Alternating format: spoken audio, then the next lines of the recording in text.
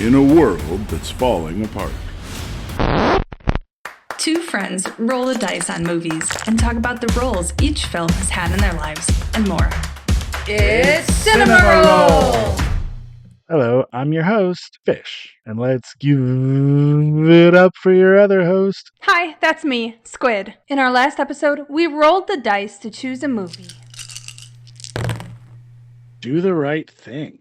This episode's movie is Do the Right Thing, released in 1989. And before we get into our discussion, we would like to note that this is a movie that covers some pretty heavy topics, most notably racism and police brutality. While Fish and I had a pretty deep discussion about these topics and how this movie addressed them, we agreed to cut out a lot of what we talked about. Our voices are not the ones that need to be heard on these topics, and we didn't want to take up space in a place we ultimately don't know much about. We encourage you to seek out the voices of Black Americans and other people of color who have lived experiences that will better address living in a world where racism and police brutality are very much still a real thing. Come on, what? Always do the right thing. That's it? That's it. I got it. I'm gone. Okay, so this episode's movie was Do the Right Thing. I rented it from my library, which had one copy on DVD. How did you get to watch this one? I rented it from not my library, a different library in a different city, but still the library. Which is pretty cool that you can do that. Yeah, I mean, it was a whole thing. I had to register with them, but I didn't have to live there or sign up for another library card. I just had to show them the library card from where I live, and they were like, yeah, cool, go ahead. They had 2 copies, different editions. Oh, interesting. Okay. All right. I paid attention to casting in this movie. What was your special attention? Mine was dialogue, which is a fascinating one for this. And before we end up getting too far into this, I do want to say, is this the first Spike Lee movie you've seen? As far as I know, yes. I think that's true for me as well. I just now thought of that question, and I did not look up his full filmography, if you will, but I don't know that I've seen any others. Right, yeah, I mean, we can certainly look and see. I would like to note that he was like 37 in this movie, I think. I could be Is he wrong. really? Yeah, he was born in 1957, so he wasn't 37. I just suck at math. Yeah, okay. He was 32 in this movie, and the character he played was 25. Okay, I mean, that's not a huge It's not a huge difference, but I also didn't realize that he was playing a 25-year-old. I thought he was much younger. Kind of assumed like just out of high school age. Fair. So it's not the first movie I've seen that he directed, but it is chronologically the first, given that it's from 1989. So there's that. But no, I think there are 2 on the list that I've seen, and I believe, because this is great podcasting, super interesting as I scroll stuff, it's He Got Game and Bamboozled from 98 and 2000 respectively are the 2 that I've seen before. I saw Malcolm So, yeah. X. I think that's it. I've probably seen a lot of his music videos. I gotta say, at first, so far, I mean, I know we haven't done a ton of episodes yet, but this is the first time that a movie that we were watching made me want to watch a different movie, and then I went ahead and did that. The first half of this Wait, movie what about Honey, I Blew specifically- Up the Kid? Although I guess technically that wasn't your choice to watch Honey, I Shrunk the Kids. Yeah, no, I don't mean that. I mean, inspired me to watch another movie. Oh, okay. Made me What movie? think of another movie. So the first half of this movie really made me want to watch Clerks. So I did. Went back and watched Clerks. And I think it was because I'm watching this and stylistically, there were some things that were reminiscent of Clerks. Obviously, Clerks released 3 years later. So this movie came first, no question. But the similar awkward close-ups, the fact that the movie takes place in one day, and there are some things about Mookie and Dante that I feel like are some similarities as well. I mean, for one, they both left work multiple times for personal reasons. You know, Mookie went home to take a shower. He went and met up with Tina. Technically, Mookie delivered pizza to Tina. He did, but he had other things going on. And Dante closed the shop to do a hockey game and left to go to a wake. So, you know, enough similarities in it that I felt like I should watch Clerks, and I did. And a fascinating thing about that is that I watched to the end credits in which Kevin Smith thanks Spike Spike Lee. Oh, So interesting. my concept of watching Clerks, not unfounded. Yeah, that's pretty cool. So there you go. Just a random thing I thought I'd shout out here at the beginning. I don't know when the last time you watched Clerks was. Oh gosh, it's been a long time. Probably the last time I watched it with you, honestly. I won't say it's a perennial favorite because I'm the only person in my house who enjoys it, and so I don't watch it very often anymore. But I certainly have seen it enough times that it's one of those ones I can pretty well quote without thinking about it. Yeah, I did actually write the timeline of this movie down. I started watching it the second time just so that I could remember it was only in one day because so much happens in that one day that it's almost hard to remember that it is just one single day. So it does, but this is one of those movies where a lot happens and nothing happens at the same time, which is Right. another thing that kind of is with Clerk. There is a central drama, if you will, that occurs throughout the movie, but it's a slow build with little pieces kind of leading up to the ending. Which is kind But of how outside this of movie that, is. right. No, I'm sorry. I meant this movie. Oh, okay. meant I thought you Do were the talking Right about Thing. Clerks. No, also true.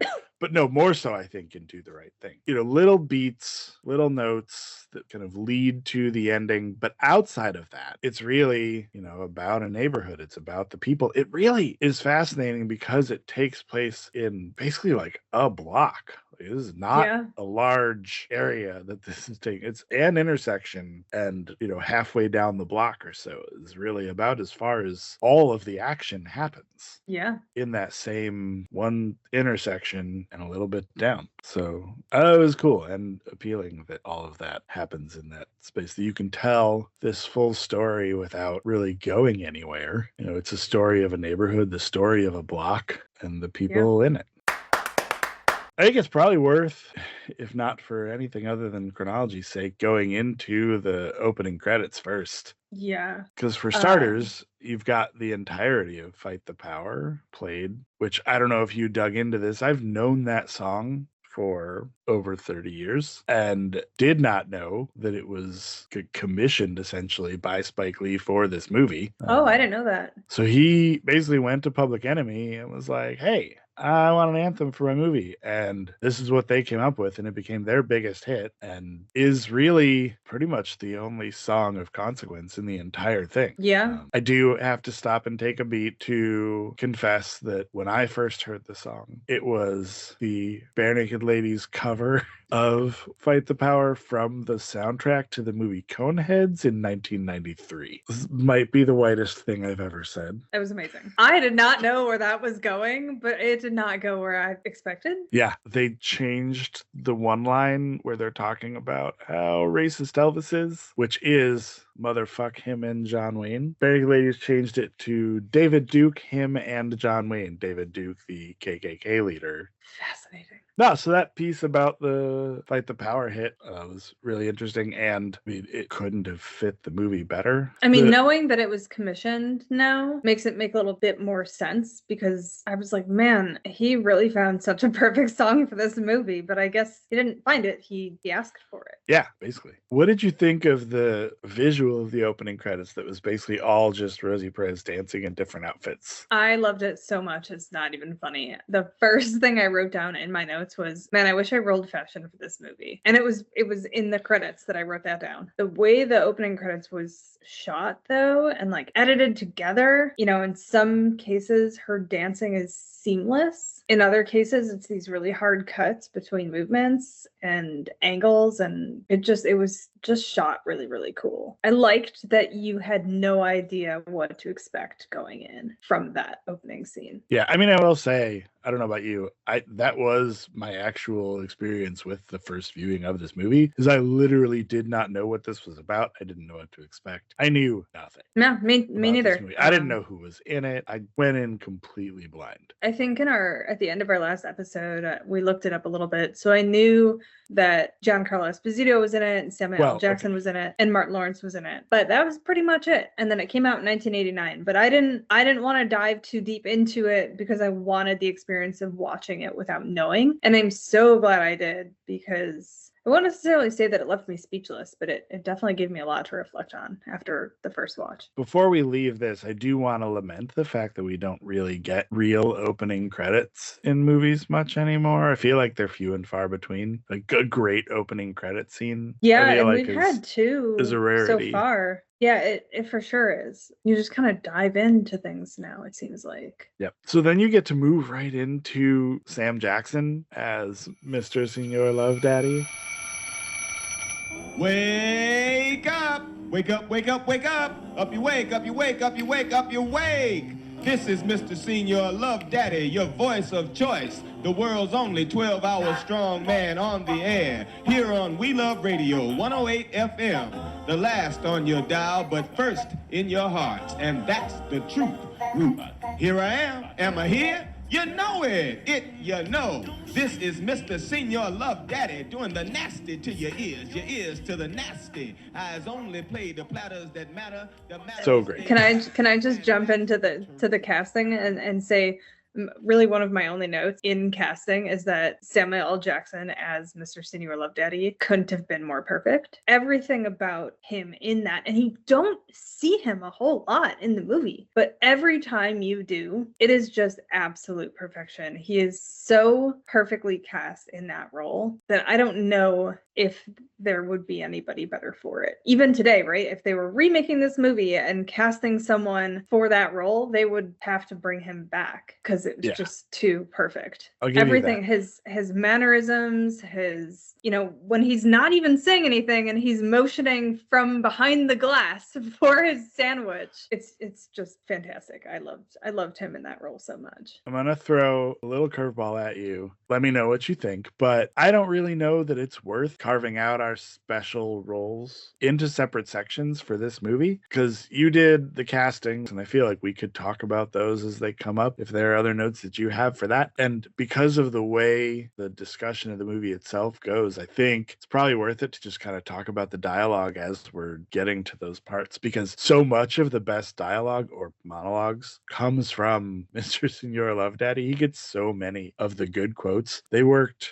so much interesting language into what he was doing. So how do you feel about that? I honestly, I have 3 lines of notes on casting, and Cool. and it's that Samuel L. Jackson was perfect. I recognized him, Giancarlo Esposito, though I didn't recognize him at first, even though I knew he was in the movie, and Martin Lawrence, who I immediately recognized. And that's it. Those are my casting notes. Not John Turturro? No, I didn't really know a whole lot of people in this movie. Gosh, this is an interesting thing to admit as the other host of a movie podcast, but we weren't really a movie family growing up. So I didn't see a lot of 80s and early 90s movies. And really in 1989, when this came out, we were in kindergarten. Like, this is certainly not a movie that I would have been taken to see anyway. So yeah, I didn't really recognize a whole lot of people in this movie to know whether or not they were well cast, or if perhaps someone else should have been cast. When I started my first watch, I thought maybe on my second watch I would kind of look at it from if I were recasting this movie to be remade now. But I don't think that is a fair look at it. I don't think it needs to be remade. I think it stands alone as it is. So if we're talking about that, despite the fact that unfortunately some aspects of this movie are repeated and or timeless, it is a movie of a time. But back to the dialogue piece, just almost every line coming out of Samuel L. Jackson's mouth is a hilarious, clever reversal of itself. You've got phrases that get switched up, said backwards and forwards, and repeated multiple times. I mean, you have that's the truth, Ruth, which evolves throughout the entire movie. That's the double truth, Ruth, the triple truth, not tooth, truth, Ruth. That's a tongue twister. Can you repeat that for me? That's the triple truth, Ruth. Got it. And the last time it said it's the quintessential truth. So, it increases, which I looked up just because I was curious. In the script, it's just that's the truth, Ruth, every time. So the double, triple, quintessential, ad-libbed. That makes sense. Yeah. Like I said, he was perfect in that role. But also, he gets to be the de facto narrator, essentially, to what we're seeing. I mean, he doesn't narrate it directly. obviously, but overlays so much of the movie and kind of underpins it with a lot of what he says. So also just a final note here, Sam Jackson's appearance when I saw him, I always enjoy thinking about the history of certain actors that I've seen my whole life, and knowing that in his case, I'm fairly certain the first movie I saw him in was Jurassic Park, 1993. Probably for me too, yeah. But according to IMDb, looking back, and this did strike a couple memories up for me, I'm actually pretty sure the first time I ever saw him was he was in the pilot of Ghost Rider, the TV show. Yeah. And I was like, I do vaguely remember that. The year before Jurassic Park, he was in the pilot and 2 other episodes of Ghost Rider. It's fantastic. It's wild. Yeah, right? Because he seems like he's just so prolific now. Well, sure. I mean, first of all, he's had the whole run in the Marvel movies as Nick Fury. So that's been huge. But I mean, he's also been in some of the biggest movies ever. Jurassic Park, we talked about, one of the central characters of Pulp Fiction. He was in RoboCop in 2014. Oh, see, I don't even know that I knew there was a RoboCop in 2014. I'm looking at IMDb. I don't know that off the top of my head. Right. No, I can tell. He was in Django Unchained. Yeah. But I feel like, man, Iron Man came out in 2008. That's nuts. Yep, almost 20 years ago. And then we had Martin Lawrence and Giancarlo Esposito, who, thanks to Breaking Bad, got even more well-known than he had been before. Yeah, and Danny Aiello and John Turturro, there's a lot of people here that have been, not all of them the world's most famous, but definitely some fairly big names. Yeah, and I realized that I kind of had a hard time telling apart the brothers. Oh, Pino and Vito? Yes, and I keep wanting to call them like Pino and Vino or Pito and Vito. And part of me is like, I wonder if that was intentional. Like, I wonder if it was a nod to, oh, you people all look the same to me. Because you hear that about people of color a lot. And I don't know if they cast them as brothers because they were both Italian and both had very quintessential Italian features in slightly different ways, or if it was intentional in that regard. I don't know. The only thing I know about the younger brother, Vito, is that he was one of the valets that took Cameron's dad's car for a ride in Ferris Bueller. Yes, that's it. That's why he looked familiar. Yep. Yeah, he had longer hair. That was it. Yeah. So moving back into kind of the movie as a whole, I did think it was interesting throughout the movie. And I don't know if you felt the same on this, that Sal and Mookie kind of felt in step through a lot of it, that they both had a less violent, more pacifist approach to everything throughout the majority of the movie. Pino's character, that's John Turturro, older brother, right? And Bugging Out, and then later on a little bit more with Radio Raheem, they seemed to have the much more direct, somewhat edging toward violent, volatile, approach to everything that goes on. Yeah, there was, I think Mookie and Sal both kind of had this, like, I'm so tired of dealing with this shit attitude. You don't bother me, I don't bother you.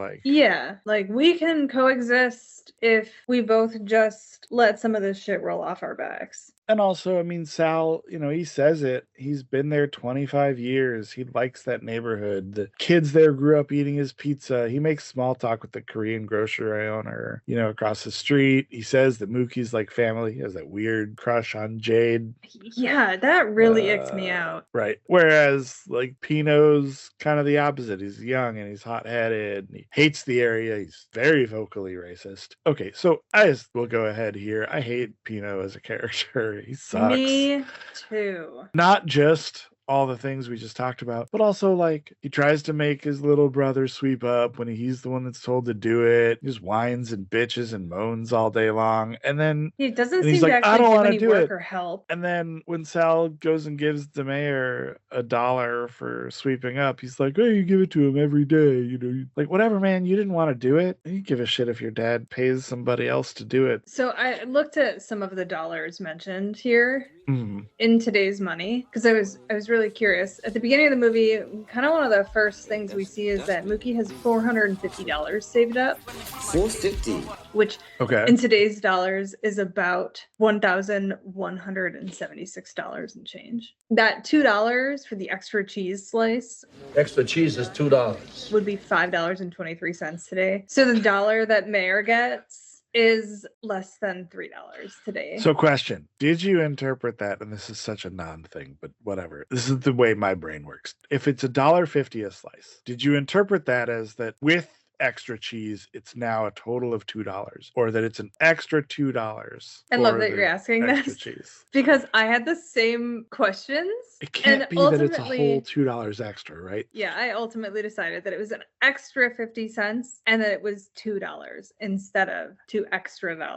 But So yeah, I did feel like the pricing on that, just since we're here, was I have never lived in New York. I've basically only been once. But $1.50 for a slice of pizza. They had a special with a slice of pizza and a soda for $2.75, which I looked, comes out to like $7.25 today, right? I don't know if you got the same numbers, but like walking distance from me is a pizza place that'll do a slice and a soda for $6. So I feel like that's pretty close. Plus, I don't live in New York, where everything's surely more expensive. I was kind of surprised by Mookie's, we'll call it salary, weekly pay. He says he makes $250 a week plus tips. In today's money, he makes $653.63 a week plus tips. Not bad. Which, for being a pizza delivery guy that just walks to where he delivers pizza, Yeah. isn't too bad. So his bi-weekly salary, or the $500 that Sal gives him or throws at him towards the end of the movie, is $1,307.25, which is certainly a livable wage. Maybe not in New York. I don't know. And I'd make an argument that this is probably some kind of,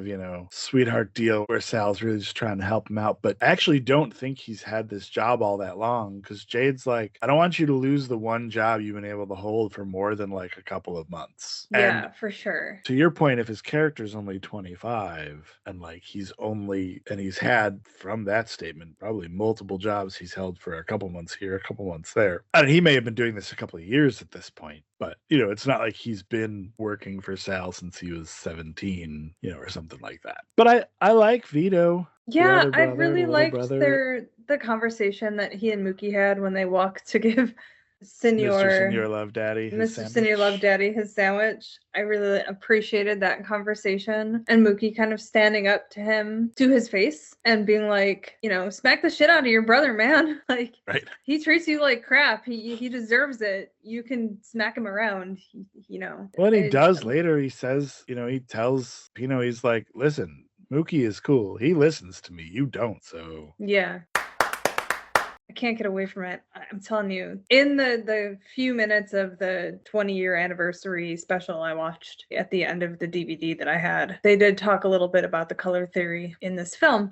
Of course. And they really only talked about the color theory in the sense that they tried to make it look hot. They tried to film it in such a way that you could see the heat. But one thing I noticed, because now I'm super paying attention to color theory, is that the brothers are in black and white tank tops. And Pino's is white and Vito's is black. Is that yes, because I can't even tell them apart in my brain right now. It's cool. I got you. And I thought that was a really interesting wardrobe choice for them, considering Pino's feelings on the people in the neighborhood versus Vito's. I think it was really interesting, and this is jumping a little bit out of order, not that it matters, that despite hating Pino, there was one really interesting part when Jade came to Sal's, where they're going back and forth between Pino's face and Mookie's face. And for just a moment, they're on the same page for very different reasons, but they're both like, we don't love what's happening right now. Yeah. Right. Pino obviously hating that his dad is giving Jade the attention, but Mookie also hating that for, again, very different reasons. But for just that one beat of the movie, the two of them are essentially thinking like, oh, fuck, why? Yeah. Speaking of Pino and his attitude towards everything, I really appreciated when Mookie was like, Pino, who's your favorite basketball player? Magic Johnson. Who's your favorite movie star? Eddie Murphy. Who's your favorite rock star? Prince. You're a Prince fan. Boss, Bruce. Prince. Bruce. and Mookie was like, yeah, see? And all your favorite people are so-called n****s. And Pino was like, It's different. Magic, Eddie, Prince are not n****s. I mean, they're not black. I mean, let me explain myself. They're not really black. I mean, they're black, but they're not really black. They're more than black. It's different. It's different? Yeah, to me, it's different.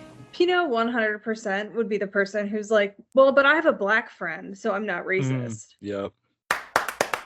So, kind of the first catalyst for what happens, the real action, if you will, of the movie, is bugging out at Sal's, noticing all the white people on the wall. Hey, Sal, how come you got no brothers up on the wall here? I only recognized from looking at the pictures Pacino and De Niro. Now, they don't show a ton of them. It's not like they did a close-up on every single picture Stallone was up there. Supposedly, too. I think looked they it up mentioned later, and I was like, yeah, okay, like, I guess Frank Sinatra was up there. I did not recognize his picture. Joe DiMaggio was up there. I'm not a sports guy. I did not recognize his picture. So really, it was just those two for me. So I was like, yeah, I don't have any idea who any of these people are for the most part, outside of the I'm two. sure I wouldn't have recognized many of them either. I do know that at one point in history, not in this movie, there was, where Italians were looked at as second-class citizens, and similar to the Irish. And I kind of find myself wondering if that's why Italians were chosen to kind of be the catalyst of everything that happens in this movie, but I'm not sure. I mean, they're also known to have hot tempers, and that's a stereotype, right? And it's probably one of the ones I didn't write down all the stereotypes mentioned when they kind of went person to person. I did what I referred to as the racist round robin. I will say the best part, or the only good part of that whole thing, was that it ends very abruptly when Sam Jackson rolls his chair up and he goes, Yo! Hold up! Time out! Time out! Y'all take a chill. You need to cool that shit out. And that's the double truth, Ruth. Yeah, stops I everything. thought that was and I was like, so good. God, I love his character. It's so good. Can we talk a little bit about that and then kind of loop in some other stuff? Sure. Because I thought it was really interesting that so many of those insults / stereotypes are things that are still perpetuated today or said today. I have a whole section in my notes about how much of this movie kind of holds up. That was actually further down on the list of things because my list started with the polar ice caps discussion. If this hot weather continues, it's going to melt the polar caps and the whole wide world. And all those parts that ain't water already will surely be flooded. You dumb, simple motherfucker. The way you read that shit, eh? Polar caps. And then the angry Cadillac guy was like your typical Karen. Like you could turn around in the Walmart parking lot and find that guy waiting for you to be mad about something. Gentrification holds up. That's happening right now everywhere. We couldn't even escape a mention of Trump buying real estate in a movie in 1989. I was like, are you fucking kidding me? But yeah, I just thought I was like, man, all the way back to 1989 and we can't not hear about this. Yeah. And then also at the end when they say Murder! Damn, man, it ain't safe in the whole fucking neighborhood. Never was, never will be. the fact that that was said in 1989 and still holds true today, right now, and has even expanded with what's going on with ICE right now. And then the call to register to vote. Your love daddy says, register to vote. The election is coming up. I was like, fuck yeah, register to vote. It was so interesting how much of this movie is actually bizarrely timeless. And it's or sadly timeless, depending on how you look at it. I don't claim to know much of anything, but I would venture a guess that what has transpired over the last few years is just stuff that you and I have been privileged enough to not have on our doorsteps. Certainly some parts of it seem the same, but also, you know, we hear about things faster, we know about them more, and, you know, are more aware, or whatever good that does. So, yeah. I want to call out a thing I think was kind of funny in the comparing older times to present day. I don't know if you remember the scene where DeMayer's in the Korean grocery store grabbing a beer, yelling about how they switched out his beer. What kind of a joint is this?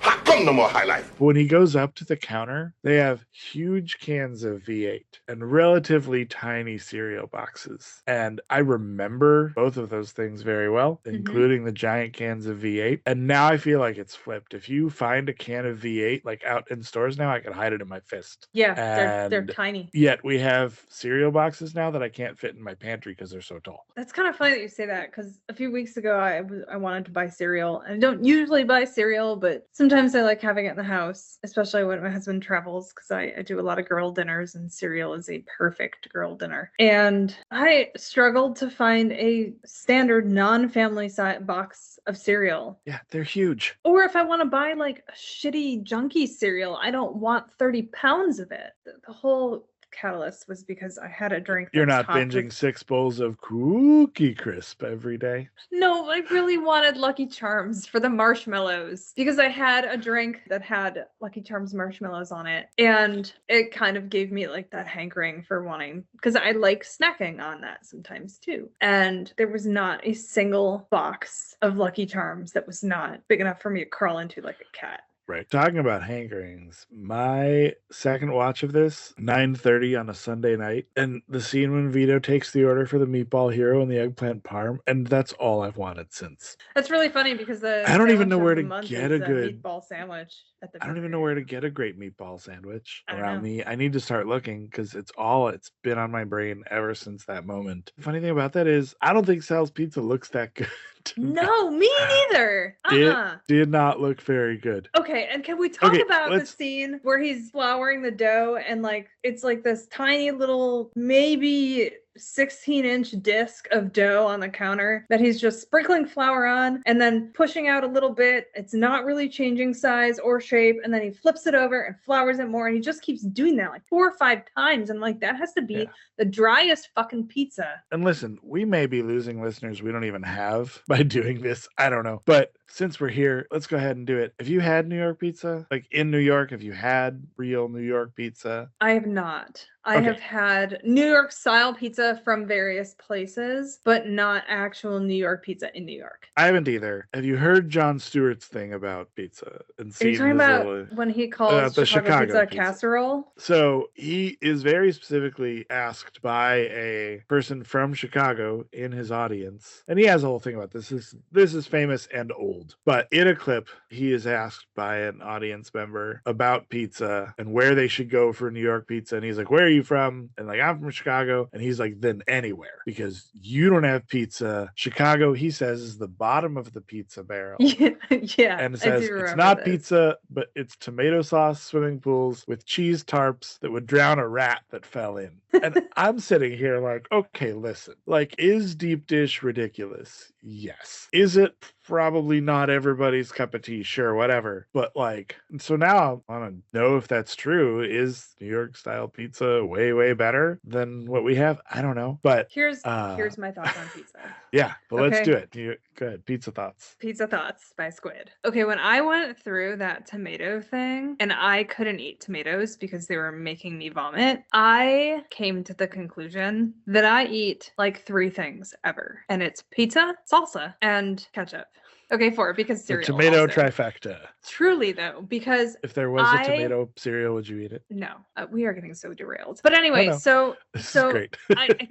so I came to this conclusion that like 3 of my major food groups are tomato based, and it was really really hard to not eat tomatoes. Like I put ketchup on my hot dogs and not my hot dogs. Oh god, sorry. I put ketchup on my hamburgers and dip my french fries in ketchup. Pizza is I could literally eat pizza for every meal. People are like, "What's your favorite kind of pizza?" My favorite kind of pizza is pizza. It does not matter what kind of pizza it is. There are 2 places that I absolutely have to go when I go back to Chicago and visit, and they are Il Forno's and Lou Malnati's, and they are 2 strikingly different kinds of pizza. I'm with you on that. I'm a trash panda. I keep the cheapest frozen burritos you can imagine in my freezer at all times in case I don't have something made for lunch or dinner Oh. and I'm on my own. You have emergency burritos. I usually have an emergency pizza. So Yeah, 100%. I mean, I keep emergency pizzas too because at least I can feed that to the kids. But no, That's burritos are all for me. And while we're here, and we already lost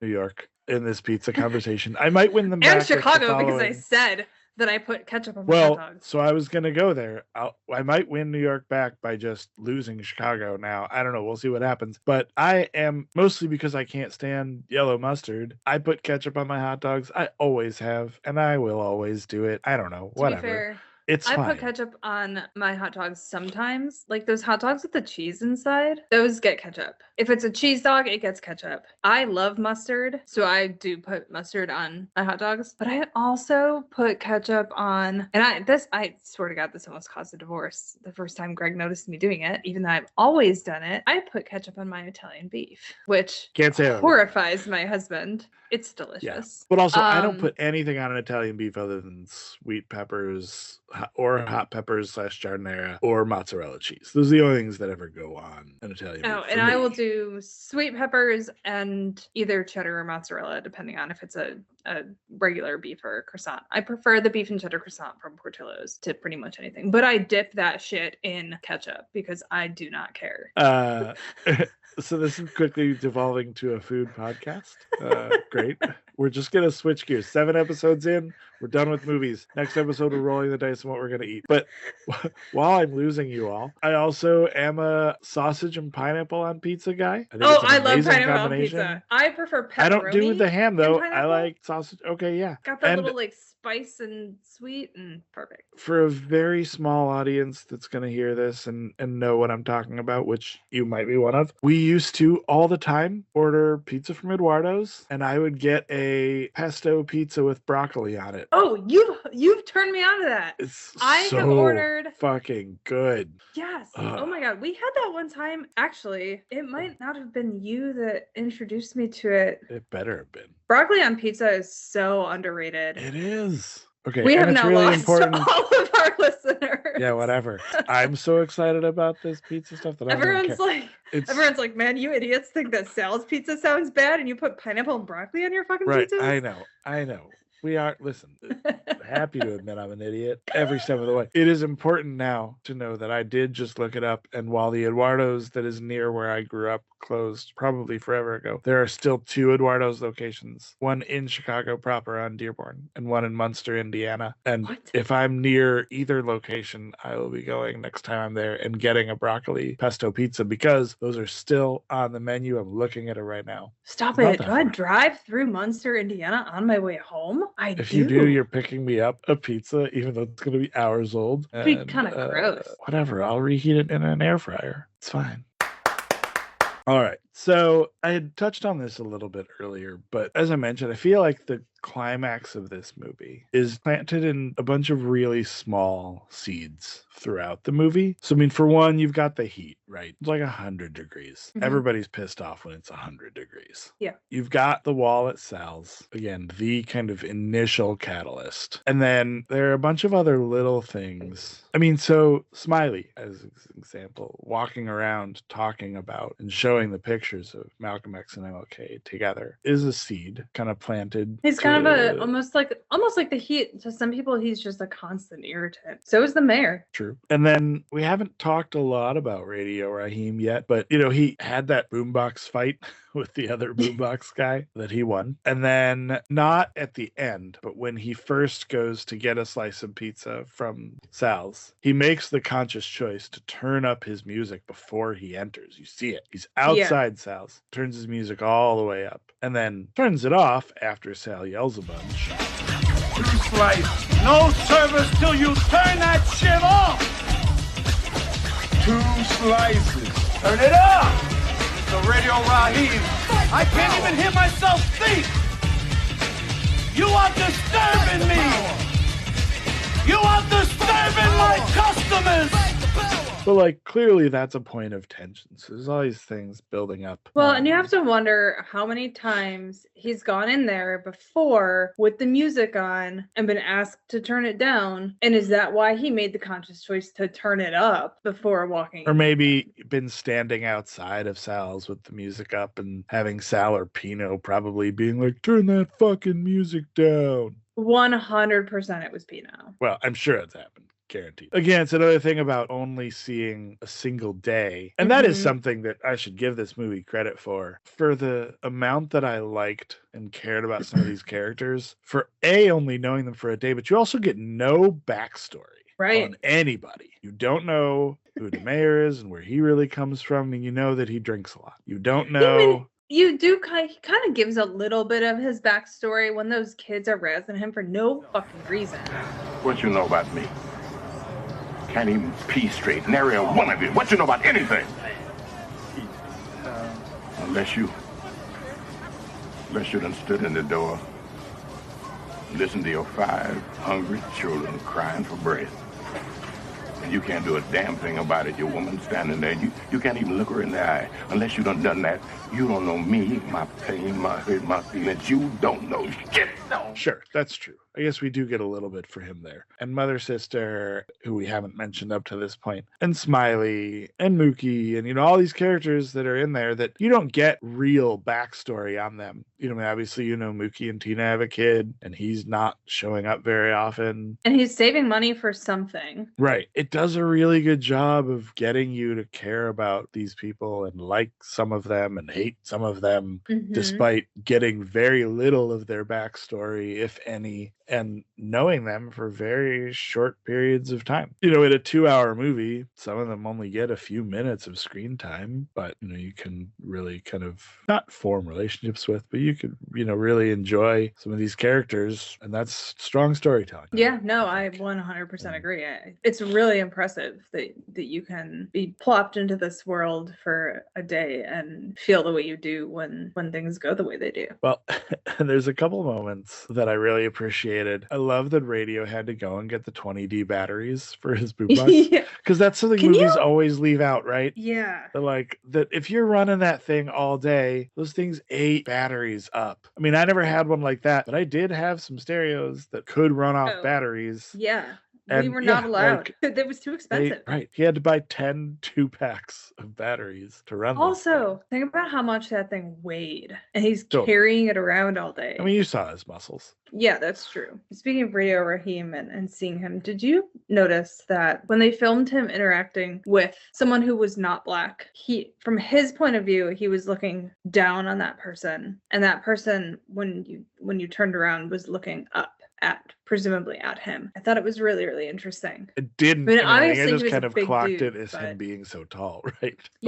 But usually they don't exaggerate it that much in film, and I thought it was a really, really interesting way to show how big he was. Almost like how big of a part of the community he was is kind of how I took it. I have quite a few notes on some of I called it notable camera work, and that was one of them. Well, so what I think you're referring to, not just that specific thing, but something that is unique to this movie that I don't think I've ever seen, are what I was calling the angle shots, where the background of the movie is on an angle. And not even the same angle. Sometimes it's reverse angles in every shot. If you look at the lines of either the stairs on the stoops or the shelves in the room or the ceiling itself, normally when you're watching movies, everything is framed straight on. Horizontal lines are horizontal. Vertical lines are purely vertical. But in this movie, especially in moments of tension, things were often on an angle. The first time you see Radio Raheem and he's talking to the people on the stoop, it pans up to him, over to the boombox, then up to him, and then the interaction goes back and forth, and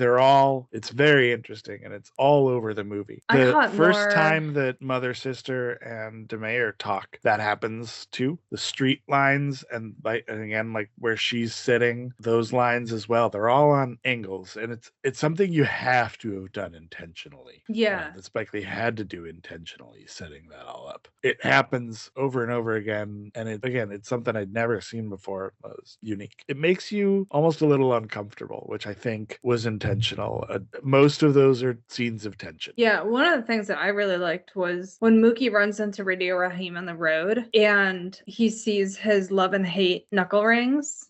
When Radio Raheem starts to talk about what they mean, the camera swings around and you become Mookie. I love that. And then you swing back around when he's done, and you're back standing there watching the two of them. And I loved that. I also really liked when the camera followed Mookie and Buggin' Out from inside cells out and then backed up, almost like you followed Mookie and them out personally. Like I felt like a lot of this movie was filmed like you were there. Yeah. It really puts you in the neighborhood. There's also a scene where Mookie's delivering a pizza on the first floor of a building, and there's a kid playing on the stairs with a fire truck, and you almost don't notice Mookie. He's in the back at the door delivering the pizza, and the kid gets the focus, and then somebody walks down the stairs, and Mookie walks his way up to the camera, and that's when you're you're like, oh shit, he was there the whole time, like delivering the pizza in the background, and you don't even really notice him because he's not. I mean, everybody talks to him when he's out on the street, but he doesn't make himself a huge presence. He's not as loud or anything. He's not, bugging out, and Radio Raheem and a bunch of other characters in the movie, Pino, and all these people are loud and they're in your face and they're doing a lot. And Mookie's quiet. He just mostly is just kind of hanging out. Which really is why I thought Mookie being the one to make the first move in the destruction of Sal's was so incredibly powerful. He picked up a trash can. Well, first of all, he was standing side by side with Sal and Pino and Vito and just kind of stepped away and walked to the other side. And then all of a sudden he goes and he picks up a trash can and empties it and throws it through the window. And it's like the first time Mookie's really stood up for anything, stood up to anybody in this movie for the most part. I mean, he said some things, but when Sal was telling him he needs to control his friend, he's like, I can't do nothing with him, Sal. You talk some brother talk to him. Brother talk? Look, people are free to do the hell whatever they wanted to do. What free? What the hell are you talking about free? it's kind of that apathetic attitude that he and Sal both share for a good part of the movie. And then all of a sudden, it's like there were two moments in this movie that I was like, there it is. And that was the second. The first one was when Sal snapped and destroyed the boombox.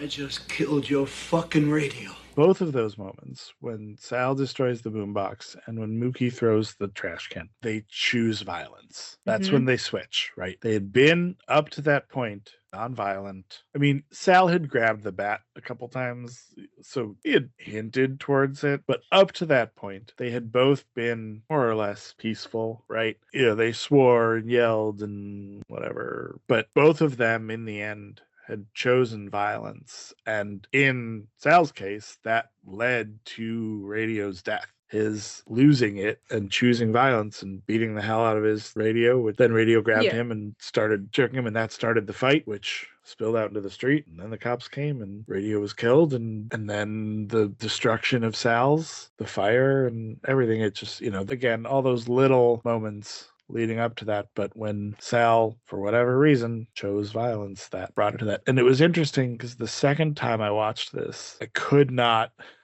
I don't normally do this in these watches for this podcast, but I couldn't take my eyes off the screen, knowing what was going to happen. I couldn't bring myself to really pause this movie from the second Sal reopens to let the four people in to grab pizza to after Smiley puts the picture of Malcolm X and MLK up. I just was glued to it. I was not surprised, but disappointed in Sal both times I watched this movie. But I will say on the second watch, Sal said three things that hit so different. The first thing is the first time we meet Sal, and he's got the boys going back and forth about sweeping the front porch, and Sal says, "I'm gonna kill somebody today." And then at one point he says, Hey, any smacking around here is gonna be done by me. And then he says, I think in his first interaction with Radio Raheem, he says, "If you were a little bit taller, I'd kick your ass." And I found that one especially interesting because of the camera angles they used when Radio Raheem was interacting with people, and Sal was one of them. That it looks like he's looking down at someone. And yeah, but those three things that Sal said really hit differently on my second watch. Can we talk about examples of when people did or did not do the right thing in this movie? Because there were actually quite a few of them. Yeah. So you get the name of the movie from DeMayer. Come on, what? Always do the right thing.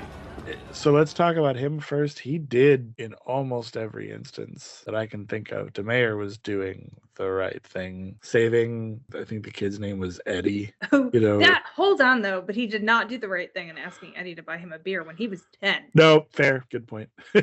Because I was like, I said almost every instance. I was like, okay, the legal age, like it made me think back to Bridget Jones, and I was like, okay, no, it felt weird to see people smoking in movies, but there's no way that a 10-year-old was allowed to go buy beer. Right. So I looked it up. because I was curious. And it was immediately after Prohibition. You had to be 21. And then 4 months later, they walked it back to 18. I assume now it's 21, but I'm not 100% sure. But yeah. So my list of everybody doing the right thing includes Mayor quite a few times, but the first thing I noted was when Mookie promises to buy a picture from Smiley, when the mayor saves Eddie from being hit by a car, when the mayor pushes Sal, Pino, and Vito to safety after trying to talk them down when Pizza Shop starts to get destroyed, the whole group not going after the Korean family, when Mayor puts his arms around Mother Sister when she's just standing there screaming, and Mayor and Mother Sisters keeping each other company the night after, I thought was a good representation of doing the right thing. They clearly needed each other.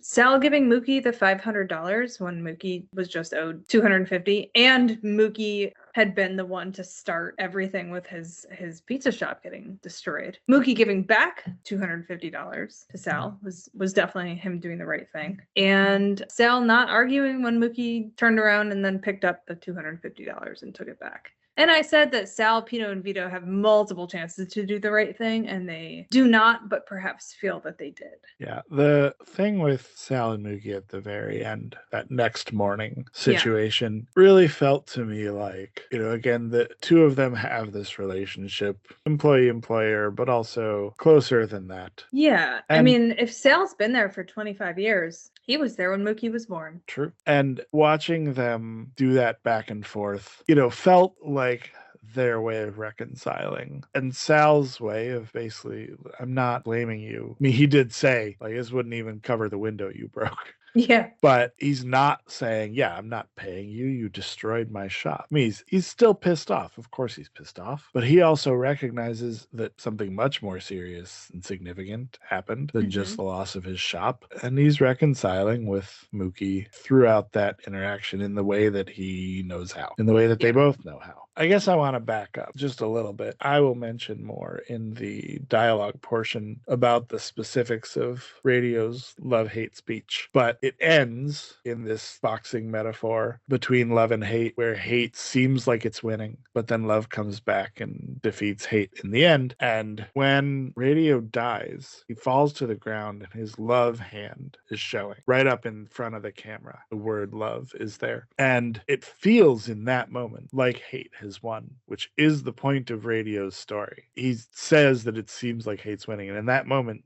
he's dead. The shop is destroyed. That feels like hate won. But then they go to the next morning and you see Mookie in bed with Tina and his son, their son. She had just said she wouldn't see him for a week if he left, but he came back after all that. You see Mother Sister. She took the mayor into her home, let him sleep in that bed, and she just watched over everything. She didn't sleep that night. Sal and Mookie reconcile. All of that together is love winning. So what that story that happens in the middle of the movie says happens. The fight occurs. Hate seems like it's winning, but then they show in beautiful ways at the end that love does win. I hadn't really thought of it that way, but I think you're spot on. It's great.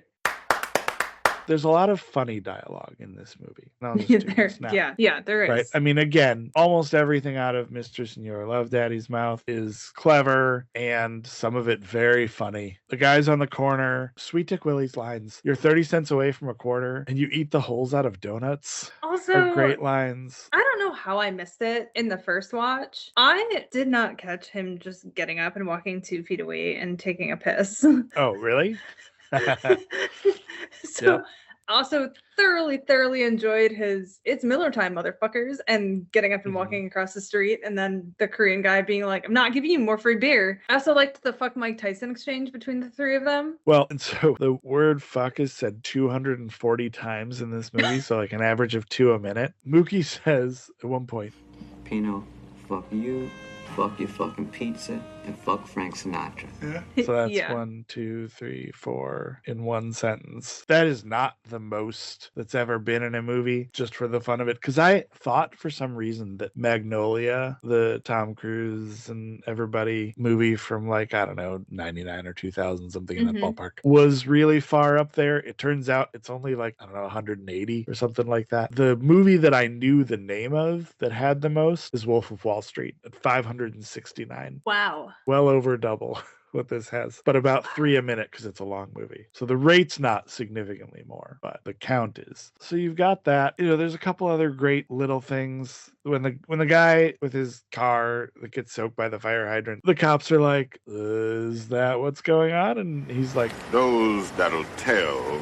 don't know, and those that know won't tell." Can we talk about that Cadillac for a second? By all means. You know me. So he was like, "It's an antique car." And I was like, and it is. It's a 1966 Cadillac Coupe de Ville. But fun fact, it has a 129.5-inch wheelbase, which is the distance between the front axle and the rear axle. And it was roughly 18.7 feet long. Shit. That's huge. Okay, it is huge because by comparison, a 2026 Toyota Camry has 111.2-inch wheelbase and is about 16 feet long. And a 2026 Ford F-150 with a standard cab and an 8-foot bed has a 141-inch wheelbase and is about 19 feet long. So that Cadillac was almost as long as a modern day Ford F-150 truck. Yeah. So yeah, think about the volume of water that it did actually hold. Jumping back to one other piece with the love and hate speech. Let me tell you the story of right hand, left hand. It's a tale of good and evil. Hate. It was with this hand that Cain iced his brother. Love. These 5 fingers, they go straight to the soul of man. The right hand, the hand of love. The story of life is this. Static. One hand is always fighting the other hand. And the left hand is kicking much ass. I mean, it looks like the right hand love is finished. But hold on, stop the presses, the right hand's coming back. Yeah, he got the left hand on the ropes now, that's right. Yeah, ooh, it's a devastating right and hate is hurt. He's down.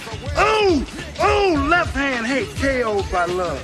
I did find one part of that super relatable, and I'm sure you can think of times you've been in the same scenario where you're anywhere. You could be with people you know or just kind of randomly in public, and somebody tells you a whole story or goes into a whole speech or something that you're like either struggling to follow or just is like a lot. And at the end, you're just kind of like, yep. And I felt like Mookie's, there it is, love and hate. Yeah. Was kind of one of those, like, he's heard stuff like this 100 times. And he's like, yep, love and hate. There it is. Yeah. What it is. Okay, Yeah. I'm gonna go. Like, you don't want to walk away and stop in the middle of somebody's speech, but you're like, all right, there it is. Yeah.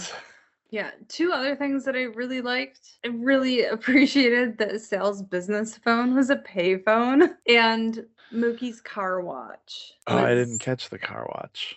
Quite delightful. The payphone thing, I clocked and was like, listen, my first job was in a Blockbuster Video. They had actual phones. I've never worked in a restaurant, period, let alone one in that rough time frame. So I didn't recognize this idea that people would have payphones as their primary phones. But I gotta say, while it may have been the only option, that feels like a really bad idea, especially for a business that needs to take incoming calls to get orders. I mean, Mookie ties up the phone and then the second he hangs it up, it rings. Right. Because someone's been calling to try and order a shitty Sal's pizza. But I did appreciate when Sal is talking to Pino about like why he doesn't want to get out of there. He's watched these kids grow up. He's been there 25 years. He's fed the neighborhood. And then Bugging Out goes and tells everybody they need to boycott Sal's. And they're all like, no, I love Sal's. Why would I boycott it? I grew up on his pizza. One other thing I really appreciated was the background stuff that's happening because it felt supernatural. Sometimes, I don't mean supernatural like spirits. Very natural. I got what you meant. Right. No, the extras in the movie, which I think I saw in some research, were actually people that lived in the neighborhood. But the people in the background shots of this movie, it just all looks real, very natural. All right, so then the movie ends with the text of Martin Luther King Jr. and Malcolm X quotes. The part where I laughed because I felt like the Dice have a great sense of humor is that the movie in which I was given dialogue to focus on ends with 2 quotes, one of which says that violence leaves society in and monologue instead of dialogue. It just was like one of those, what are the chances that I'm given dialogue and the word dialogue literally in the final or one of the two final quotes. But right, so the purpose of the MLK quote, the violence is immoral and impractical, it's the one side of the coin here, right? And then the Malcolm X quote, the part I pulled out from that was the bad ones have the power and can block things you and I need. Similar to other things we've talked about. I was just like, well, that one still feels real true. Yeah, that quote is very relevant to today for sure. All right. Should we do some rolling? Let's roll. I usually roll first, so why don't you roll first this time? Fine. I will.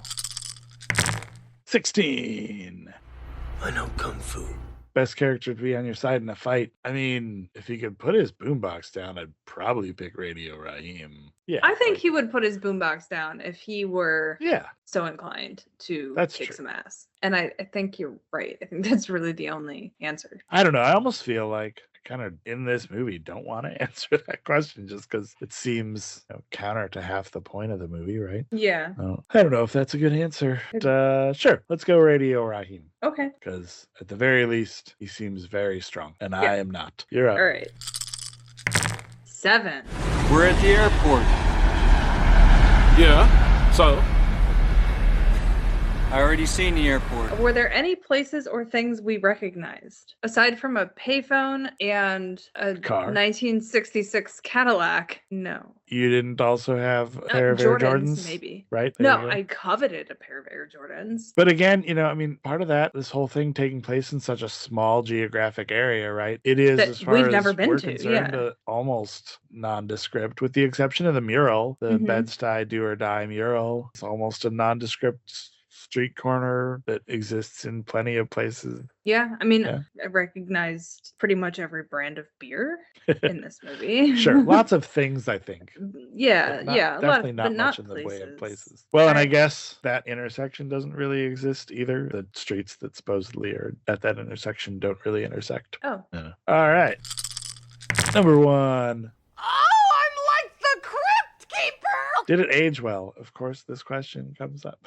I mean, so this is going to be, as I think a lot of these will be, but this is definitely a yes and no. The unfortunate part of this aging well is all the hard stuff that happens, all the bad things that happens, all the violence and racism, and certainly hasn't, I mean, it's changed, I'm sure, but also certainly feels dated in a lot of ways from some of the little things to some of the speech patterns. So, yes and no for almost no good reasons. Yeah, I totally agree. All right. 12. Laurels for spring. Groundbreaking.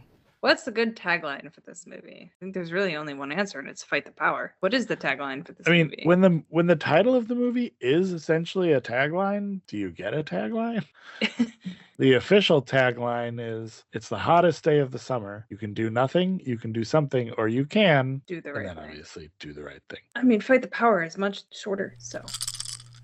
10. I've been waiting for this for 20 years. How would this movie be different if it was made 20 years earlier or later? So I get to roll a d6 to see, are we talking earlier or later? If it's an even, earlier. If it's odd, later. And I got a 6, so earlier. 20 years earlier puts us in 1969, Well, that Cadillac wouldn't have been an antique then. right? I mean, and also, this is a brand new, that's the big difference. It's a brand new Cadillac. Sorry. Yeah, I mean, I don't know that this would have been made 20 years earlier, to be honest. No, I don't think Um, so. I think in the 60s, this would have been too radical of a movie. Yeah, so it would have been just a few years after Malcolm X died and just a year after MLK Jr. died if it were made in 69. So, yeah. All right. Shall I roll again? Yep. 2. The pen is blue! The goddamn pen is blue! Any favorite lines? Yes, of course. You saved this for just this reason. I did, yes. For the first quotes that I wrote down was between Mayor and Mother's sister when he was like, What have I done to you? You a drunk fool. Besides that, I loved that. I don't really know if it qualifies as a line, but we also talked about the motioning in the window for the sandwich. I think the line that had me laugh out loud the longest, though, was when one of the other guys says to Buggin' Out, Timmy, what you ought to do is boycott that goddamn barber that fucked up your head. thoroughly enjoyed that. When Tina said to Mookie, Trust you, Mookie, the last time I trusted you, we ended up with a son. and their whole fucking cursing exchange, I quite enjoyed that. And that was pretty much it. So before we move on to rolling for our next movie, what did you rate this? So I kind of struggled with this a little bit. I didn't love this movie, but I rated it a little higher because I think it's one that's worth watching. And, despite it being almost 40 years old, it's super relevant to what's been going on today. And it's beautifully shot, especially being, the age it is. So I would have rated it a 6.5 out of 10 if I were doing half Tentacles, but I rounded up to a 7 out of 10. And once again, you and I are pretty well in step on this.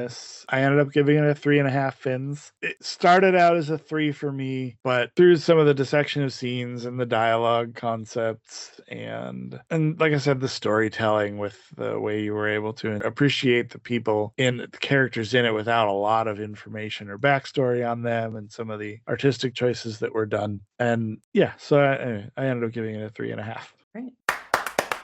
So should we let the dice decide what's next? Let's do it. I'm going to roll the d20 to choose the sheet that we will be choosing our movie from. 7. All right, and I'm going to roll 2 dice to pick which movie from sheet 7 we're going to be watching this time. I got a 4 and a 1. Glenn Ross. I do not know this movie at all. This is one that, again, tangentially I know a little bit about and have never seen. It's from 1992. Al Pacino, Jack Lemmon, Alec Baldwin, great cast. Alan Arkin, Ed Harris, Kevin Spacey. Yeah, so this was a wish list one for me. Again, I know very little about this, but I think this is the Coffee is for Closers movie. So, all right, let's go ahead and roll for what we're going to focus on. Squid, you want to roll for that? Yeah. No. Where? No, you don't. All right, this week we're not rolling for anything. Where? I'm just going to pick color theory for her. Fuck you, man. Let's start over. Okay, I'm going to roll a 12-sided die to figure out what I'm going to focus on when I watch Glenn Ross. 7. The casting. Great, because I literally just talked about what a great cast it has. So yeah, that's exciting. All right, fantastic. And for my D12 roll, so I rolled a 1, which is technology and science. Looking forward to late 80s, early 90s, whatever it is, cell phones, I'm guessing. Yeah, what did I say? It came out in 1992. So there's probably a car phone or two involved. Looking forward to early 90s car phones. That's my prediction. We just talked about Al Pacino because he was up on the wall at Sal's. Yeah, and you and I just talked about the disappointment of Kevin Spacey. But I am looking forward to this. Oh, it's a David Mamet. Okay, cool. He's the writer. Good. Well, on that note, we're done, right? Did we do the right thing? Did the right thing get done? One quick final editor's note. A heartfelt apology to our parents for having to listen to us say fuck so many times in this episode. We're really fucking sorry. Until next time, thanks for rolling with us. As always, hit that subscribe button, follow us on socials at CinemaRollPod, check out our website, cinemaroll.com, and leave us a review. Cinema Roll is produced by Jacob Balson and RJ Hay and edited by RJ Hay. Music is sourced from Pixabay and mixed by RJ Hay. I will back it up a little bit though. Completely unrelated. Go for it. How is it 2026? And I learned from a movie. Sorry, I thought that was the end of your question. I was like, sure, I'll give you that. How is it 2026? Yep, there it is. I know. Love and hate. There it is. 2026. Sounds like a shofar. I was thinking it sounds like a Wookiee, but it probably sounds different to you than it does to me. My water bottle on the desk, and I guess a Wookiee blowing on a shofar. I'm gonna go get water and go pee. All right, good. We can do a reset when you get back and stop talking about pizza. That works. All right, I'll be right back.